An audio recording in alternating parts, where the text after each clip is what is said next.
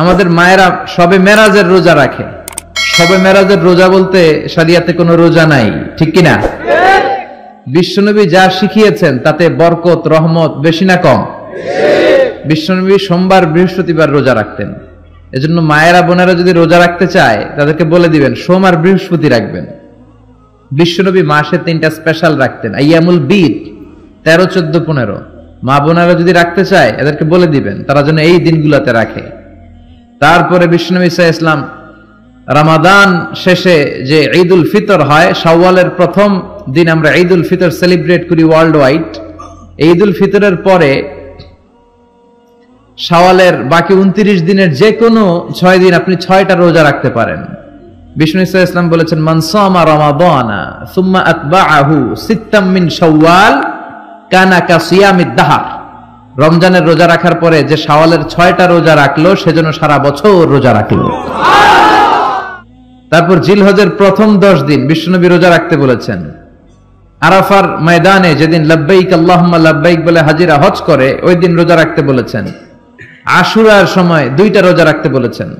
বিশ্বনবী রেখেছিলেন একটা রেখেছিলেন আর বলেছিলেন, আমি যদি আগামী বছর বাঁচি লা আসুমান্না তাসা, 10 তারিখে তো এবার রাখলাম 10ই মুহররম, আগামী বছর বেঁচে থাকলে 9ই মুহররম রাখবো।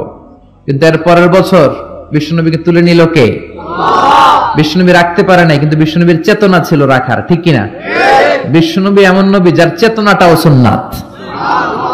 আমরা সুন্নাহ বলতে বিশ্বনবীর কথাগুলোকে বুঝি না, বিশ্বনবীর কথাগুলা সুন্নাত, বিশ্বনবীর আদেশগুলা সুন্নাত, বিশ্বনবীর নিষেধগুলা সুন্নাত। হাত্তাল হারাকাত ওয়াস সাকানাত, তিনি যে নড়তেন এটাও সুন্নাত, তিনি না নড়ে চুপ হয়ে যে বসে থাকতেন এটাও সুন্নাত। বিশ্বনবী যে ঘুমাতেন ওইটাও সুন্নাত। আল্লাহু আকবার। এজন্য বিশ্বনবীর সুন্নাহর উপর বেশি বেশি আমল করতে হবে। রাজি আছেন? সুন্নাহ আমল করলে বেদাত বিদরিত হবে। আল্লাহ সহিহ সমঝ দান করুক। বিশ্বনবী সাল্লাল্লাহু আলাইহি ওয়াসাল্লাম সোমবারের রোজা রাখতেন। সুইলা আন ইয়াউমিল ইসনাইন, বিশ্বনবীকে জিজ্ঞেস করা হলো, নবী আপনি সোমবারের রোজা রাখেন কেন? বিশ্বনবী বললেন, ফিহি উলিদতু, আমি এই দিনে জন্মগ্রহণ করেছি তাই শুকরিয়া স্বরূপ আমি রোজা রাখি। সুবহানাল্লাহ পড়েন। এজন্য বিষ্ণু ঈসা ইসলাম ওনার জন্ম দিবসটাকে উদযাপন করতেন শুকরিয়ার মাধ্যমে, রোজা রাখার মাধ্যমে। এজন্য বিশ্বনবী ঈসা ইসলামের জন্ম দিবস অনুযায়ী যদি আপনারা ওই দিন অনুযায়ী কোনো আলোচনা প্রোগ্রাম করেন খুব ভালো, আর সেলিব্রেট করলে রোজা রেখে সেলিব্রেট করবেন, শুকরিয়া যে আমরা বিশ্বনবীকে পেয়েছি।